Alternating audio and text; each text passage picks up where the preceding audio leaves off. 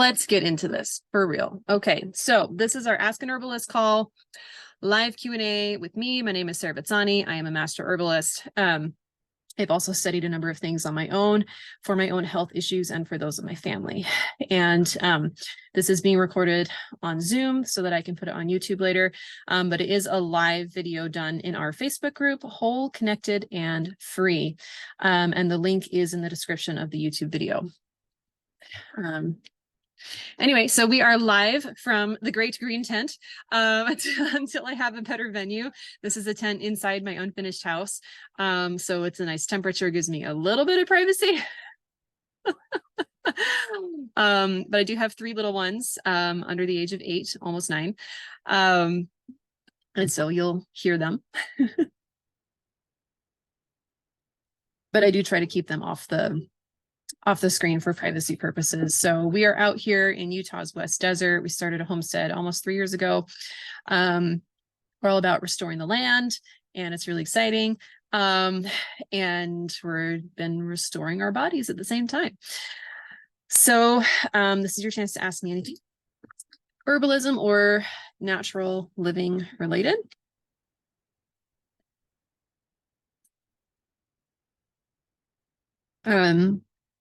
And I haven't seen any questions come through yet. So if you're watching the replay, please hashtag replay. And I'm going to give you the recipe for this cool drink I'm drinking because just because. So now I need to remember the exact recipe. So let's see. I started out with a gallon of warm water. And so warm, but not boiling, not hot, just warm enough to dissolve honey. So I dissolved a 1 cup measuring cup of raw local honey into that water. And then I also minced fresh ginger. Fresh would be the best, but you could use dried ginger if you want. You probably just want to make sure that water is a little extra hot. And maybe put the honey in when you've cooled it down a little bit so you don't destroy those enzymes too much. And let's see, how much ginger was it? It was about 2 tablespoons fresh minced. So if you've ever minced ginger before, and I left the peel on, I'll tell you why in a minute. Whenever you mince fresh ginger, it's a little fluffy. So I did kind of pack it down to measure those 2 tablespoons because I like a lot of ginger. And it's not that strong. Like it's not too strong. It's pleasant. And so once the honey is dissolved and the ginger has kind of steeped in there for about 20 minutes, I'll turn off the heat and let it cool down a little bit. And that is when I add the juice of 4 nice big lemons. And I actually had like 4 small ones and 2 big ones. So that's what I did. I like a lot of lemons. Fresh juice is best. If you can't get it, the only lemon juice that I'll buy from the store that I've found that doesn't have anything weird added, I think it was Santa Cruz, the brand. Yep. So it's Santa Cruz organic lemon juice. So it's not from concentrate and there's nothing added to it. And so that is ideal because when we concentrate fruit juice, it really just becomes simple sugar, right? There's sugar in all fruit, but it's not the same as refined sugar. And basically when you concentrate fruit juices, you're really ending up with refined sugar. So that would not be ideal, but either fresh juice, you're going to get the most enzyme activity and the most vitamins and minerals that are active in there. But if not, Santa Cruz organic lemon juice is fine. And it's even shelf stable. So, you know, you get it off the shelf of a local natural food store and you can keep it until you open it. Once you open it, you keep it in the fridge. It tastes pretty good. Okay, so, and most people will say like about 2 tablespoons is the juice of 1 lemon. And so 4 times 2, so 8 tablespoons if you want to measure it out. But again, I did 4 small lemons and 2 large ones to get about 4 large lemons juice. And it's so good. And so I mixed that into my honey ginger water. once it's lukewarm. Again, because I want to preserve the vitamins and everything, but I want it to be warm enough that when I add my inoculant to make it probiotic, that it will still be active. Okay, so two things. I'm going to go back to the ginger peel. So if anyone has made a ginger bug before, which you can also use for this, I had a ginger bug and I just didn't have room. Like I have a mini fridge in a trailer. Like I don't have room.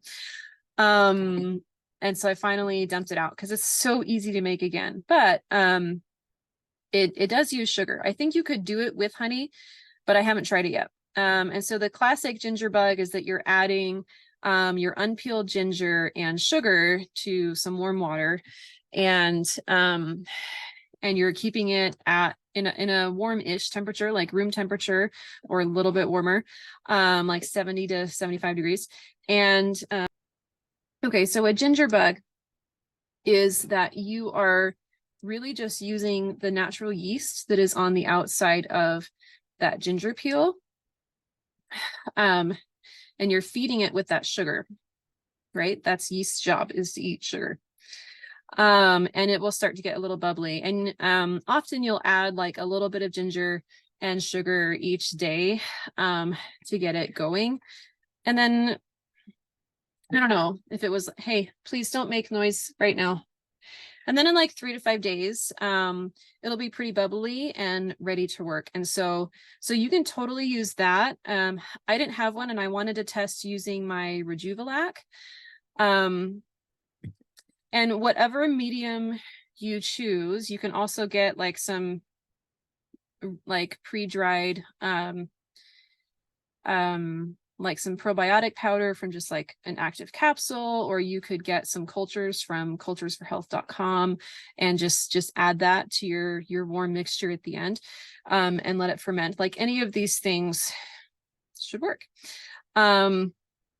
So this is part of why I kept the peel on my ginger, because it's all getting strained out later anyway, is because I knew that my Rejuvelac was not super active and I wanted to give it a little extra chance for getting the yeast going. Also, honey tends to ferment slower than sugar. Many people say, oh, you can't use honey in fermented drinks because it just ferments too slow. This is really good.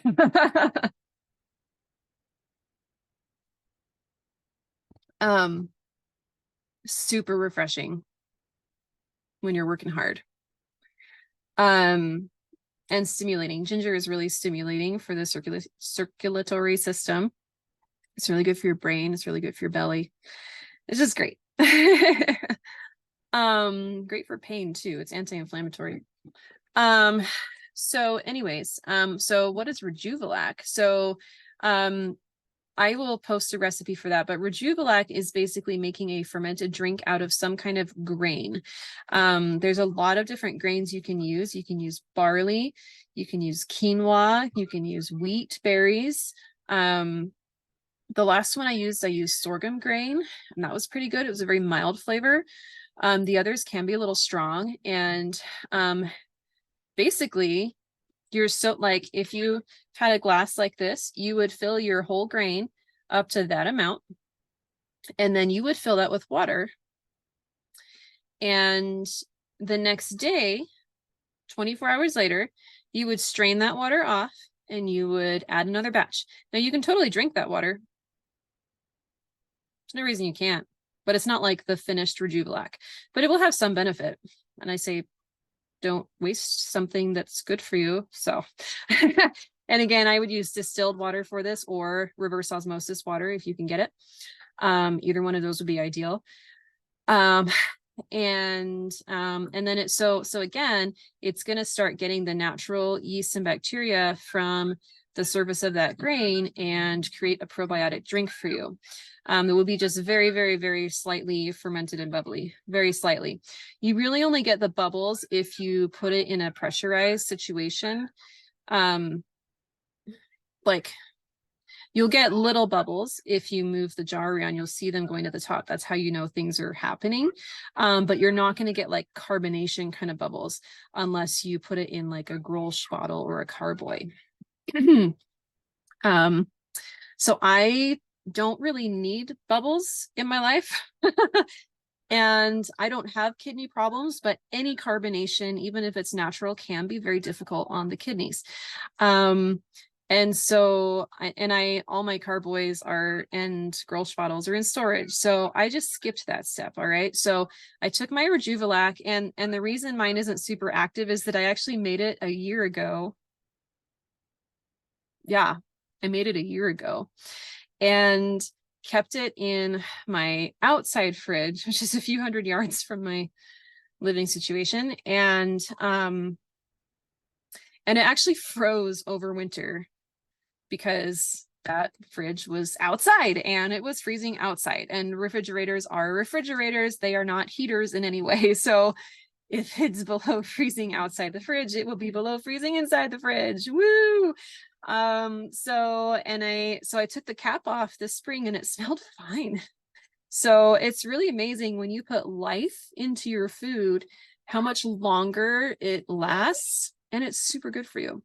Especially if you have taken care of any, leaky gut problems. If you know that the perforations in your gut have been healed, great to load up on all the different kinds of probiotic foods.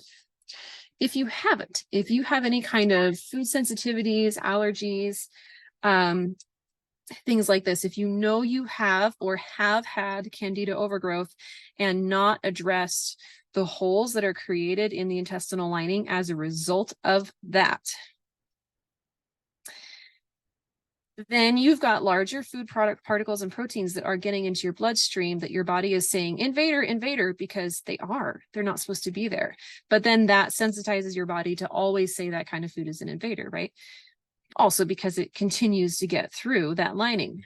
Okay, so that is actually not a great time to load up on probiotic foods. You really want to heal the gut first and then load up on your probiotic foods, repopulate that flora. So I have a great program for this that's based on David Christopher's program. And it was really cool because at the Master Herbalist seminar that I was just at, Dr. Arundel Spindellis, everyone calls him Arundel, so no one knows how to actually pronounce his last name. Which I think is funny. But he's a naturopath, and he first got his Master of Herbology with Dr. Christopher at the School of Natural Healing. And because he has that naturopath degree, he can diagnose and prescribe. And so he's able to use like the same diagnostic tests that like an MD would be able to use. And he's allowed to treat people as patients, right? He's also in California, which has a lot better laws around that kind of thing for natural healers. In Utah, I cannot even dream to do that. Even if I went and got a naturopath degree, it's still iffy. But I can coach and I can educate and I can recommend products to you. But I cannot diagnose and prescribe. This is pure education. Okay. But kind of learned a lot, and I can help guide you through some things. Okay. So anyway, so he went and got his ND so that he can run a clinic, but he uses all the principles that he learned at Dr. Christopher's. That's really what he uses to treat people. And so it's not like the ND school taught him new ways to make people well. He just uses the Dr. Christopher ways. And so he's taken this Candida protocol that David Christopher came up with. And okay, so one of the things that he has found, Dr. Arundel, is that pretty much all of his patients have some kind of leaky gut and or Candida overgrowth. All right, super common, right? Like most of, my generation and everyone after it, most of us screw up getting antibiotics frequently. And taking pharmaceuticals frequently. And all of these things wipe out the natural balance that's supposed to be in there. If we even already had a good balance, right? Because our gut microbiome is dependent upon our parents, okay? Because when we are born, now, if we are born vaginally, then we are inoculated with whatever our mother had in her system, right? And then, and that's really just on the skin. Our gut is sterile.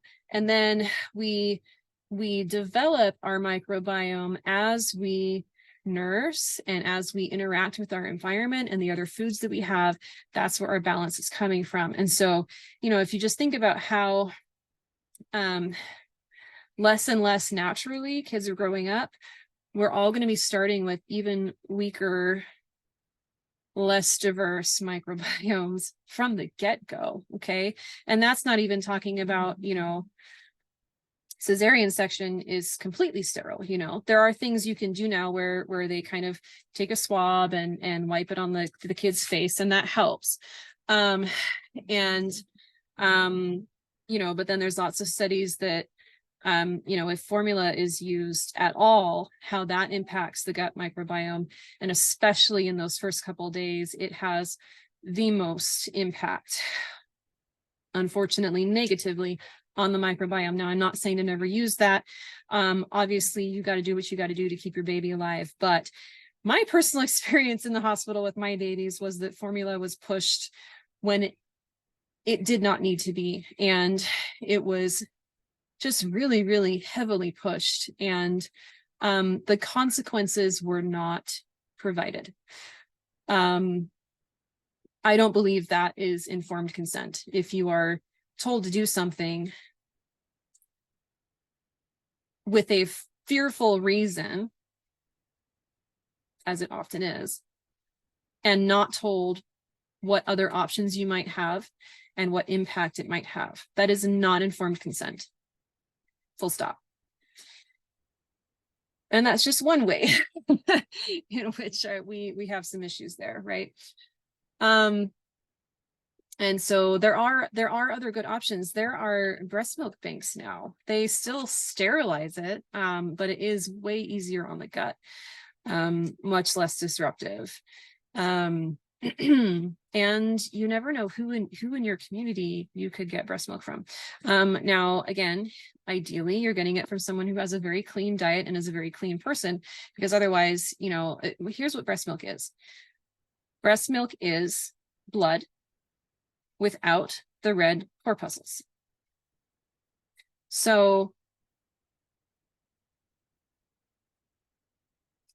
don't make it weird. Your baby's not drinking blood, okay? But like the composition of the milk is the same as the composition of whatever is in the bloodstream of the woman who is making that milk. So just think about that. It's really important. If you want to give your baby the best chance in life, just think about that. So this is why I really encourage all of us, like at whatever your stage you're at, like if you can do your cleansing and rebuilding before you have any babies or between one baby and the next, it will only help. It will only help because you're giving that gift to the next generation, that you have cleaned yourself up. You are providing adequate nutrients, that baby can have an amazingly built body and start to improve. It might take a few generations to cleanse and rebuild certain things, right, that have been carried along family lines for a long time that are like major, major issues. It might take a couple generations, but why not start now? Okay, that was my little soapbox tangent.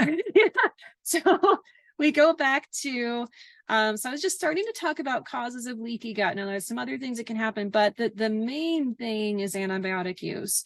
And this includes colloidal silver. Oh, unpopular opinion. Oh no. Okay, so here's the thing. Colloidal silver is not natural.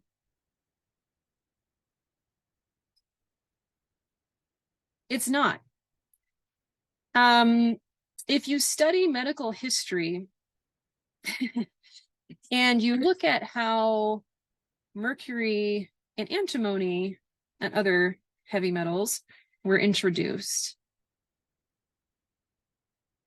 they gained popularity not because they were safe and natural, but because they cause an extreme effect. They caused a big change. So it was, oh my gosh, it did something. And, you know, they would apply it to skin rashes and the rash would go away. Yeah. And then the person would vomit their brains out a few days later.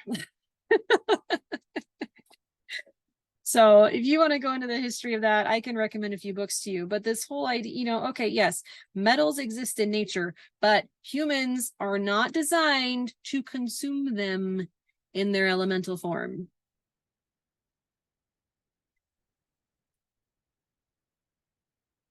Just like, okay, here's the thing. So we're going to go back to plants, right? Okay. So you can give plants, okay, this plant needs more nitrogen, potassium, and phosphorus, right? That's the NPK. Yeah. So it needs those three. Those are the only three it needs. If we give it those three, our tomatoes will be huge, and everyone wants huge tomatoes. That's how we make the money. We're going to do it, right? Bigger must be better. So we're going to do that. Okay. Here's the thing. The plants will uptake some of those nutrients because you have bombarded them with so much, and the natural laws of diffusion and such, they will uptake some of it. But it's not going to be in the same ratios. It's not going to be in the same compounds that it would otherwise be getting if there was life in that soil that was converting the minerals and the vitamins into the compounds that the plants uptake and incorporate into their bodies, which we then eat. Okay. When we're eating spinach, and spinach is loaded with iron, we're not eating elemental iron. We're eating iron that's been incorporated into an organic form, organic meaning living. Okay. And that, in context of all the other compounds and precursors and vitamins and minerals that tell our body what to do with it. Like, this is, if I could just teach everyone this, I feel like amazing changes would happen in the world. If I may be so bold. I'm so humble. This is so important to me. And the thing is, it's the same with our bodies. I was just talking to a friend about this morning. It's the same with our bodies. If we get our gut working properly, and we're giving it foods in the context that we are designed to digest them in, our body will know exactly what to do with it, will assimilate it, uptake it effectively, put it where it needs to go, do with it what it needs to do. And then it will eliminate what it doesn't need. And we're good to go. But if we give it something that it is not designed to take in, that is not in a living organic form, like a fruit or a vegetable, but rock dust or even colloidal silver. Okay, colloidal silver is silver that has been made extra absorbable by the body. So something that our body should not be absorbing in an elemental form, we've gone and made it extra absorbable. Okay, we're forcing the body to take it in. Okay, and what happens? Is it a great antibiotic? Oh yeah.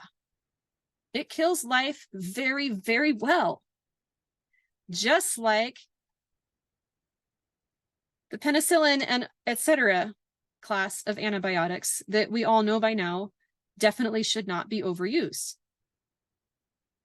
and should only be used in certain situations. And in my mind, there's many better options even for those situations. But I'm not going to say never use them. But you have to realize that it's doing the same thing. Okay. You could say that antibiotics are natural, right? You could say penicillin is natural. It came from mold that grew naturally.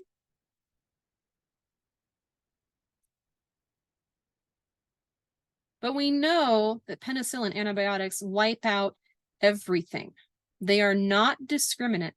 And we know now that our guts have beneficial bacteria, viruses, yeasts, even what we would call like pathogenic bacteria and viruses, and, you know, undesirable yeasts.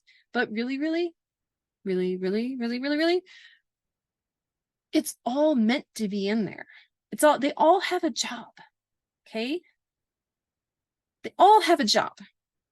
And as long as they're in the right balance and the right diversity, you have a very well-running machine that will take you through life and do amazing things. Okay, but when we kill everything, whether it's with penicillin antibiotics or colloidal silver antibiotic, it kills everything. It's a metal. It kills everything. It is antibiotic. It is anti-life. Okay.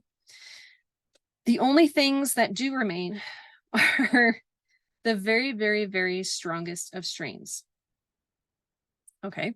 And one of those is the Candida albicans. All right.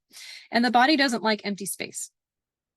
So it's going to fill in that space, especially if we keep eating sugar and alcohol, because that is what Candida albicans is designed to digest, right? It's helping us. If we are eating a lot of sugar and alcohol, the Candida is supposed to digest that. It's helping us. So if you're feeding it that, of course you have an overgrowth.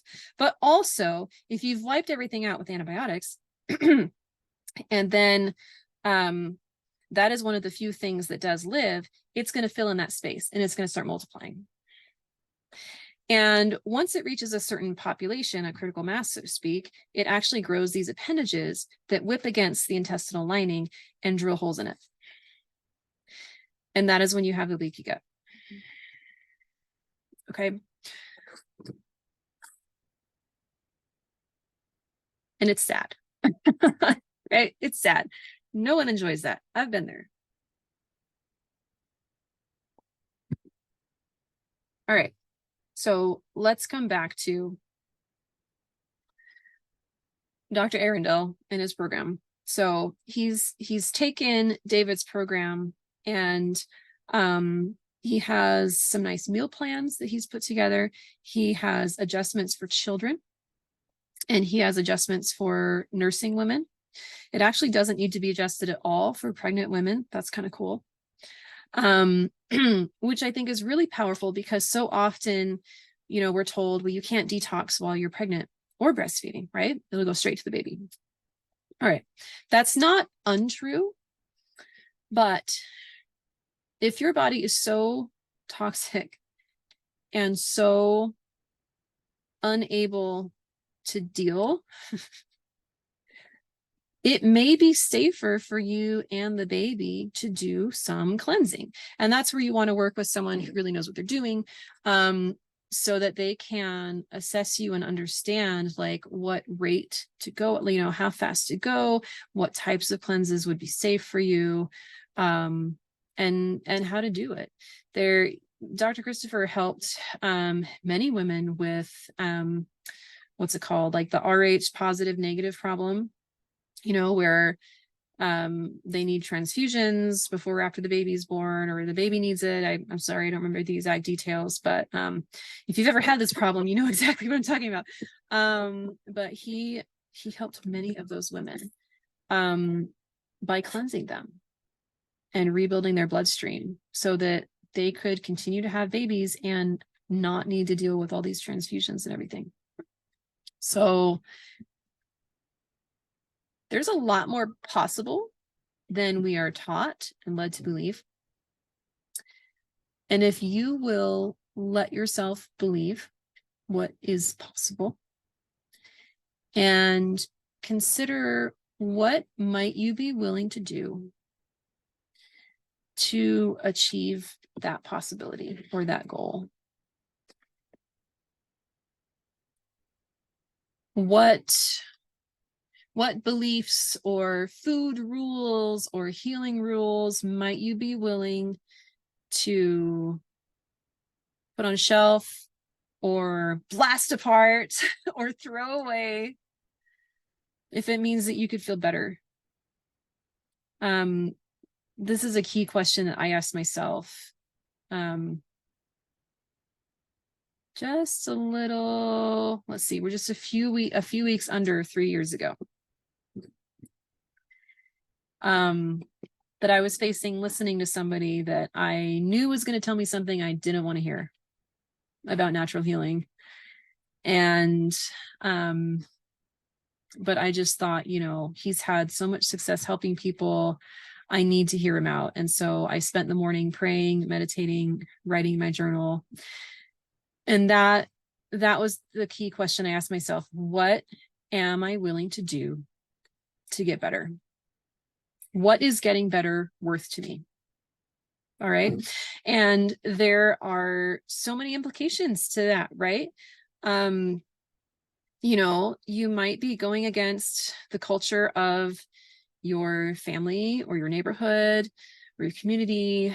You might be going against, like I said, like deeply held beliefs. You might have to change some routines. It might be kind of difficult mentally, emotionally, socially, like all of these things. And so that's why, you know, I like working with people to put together, like, let's support you in all of those things because they all feed each other. If you are not strengthening yourself physically and emotionally and mentally, and you dive into a huge diet change or a simple but difficult, you know, like you might have a lot of new body experiences going through a certain protocol if it's one that you need. But you're not with it spiritually, emotionally, mentally, you're gonna have a horrible time, right? And so let's strengthen those parts of you so that you can start making steps towards what needs to happen for your health. And especially because I can't even pretend to be a medical professional, right? Like I'm just a coach, I'm an educator. And so it's really up to you to learn how to listen to your body and to listen to your intuition, your higher power, your heavenly Father.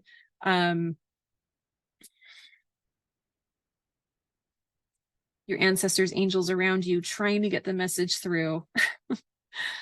That has to be part of the healing. If you're missing that, it doesn't matter how many herbs you take. It doesn't matter how many diets you try. It doesn't matter how much you run. It all has to come together. And you have to be consulting your God on what your journey needs to be. Because you will get help and you will need help. I'm telling you.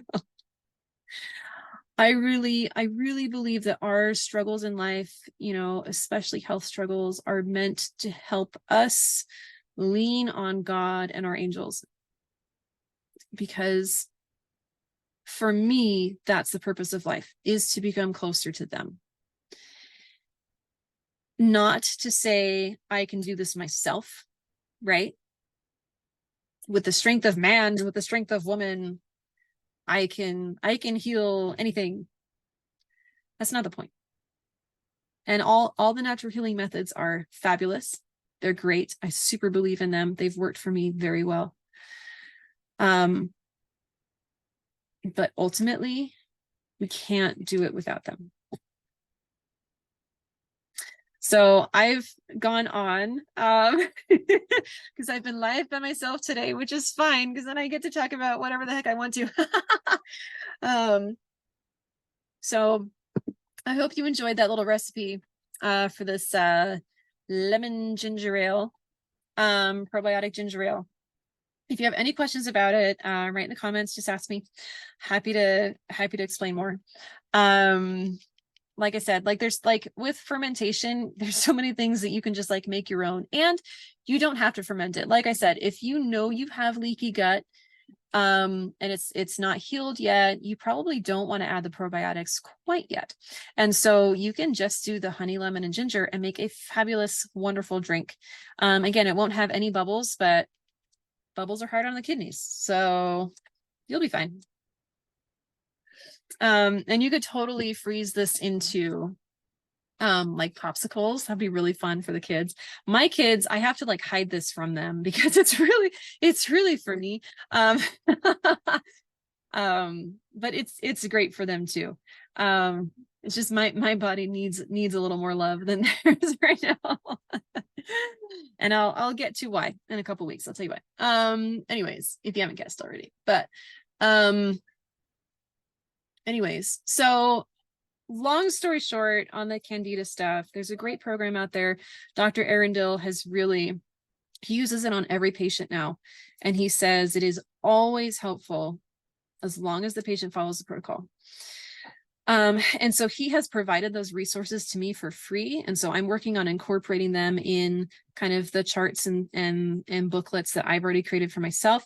So if you want access to those, please reach out to me.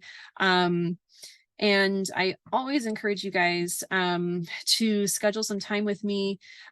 You're welcome to private message me on Facebook or Instagram at Everyday an Experiment or at A Place to Come to Farmstead. You can ask me questions anytime you want. I'll answer them eventually. I usually answer them pretty quickly.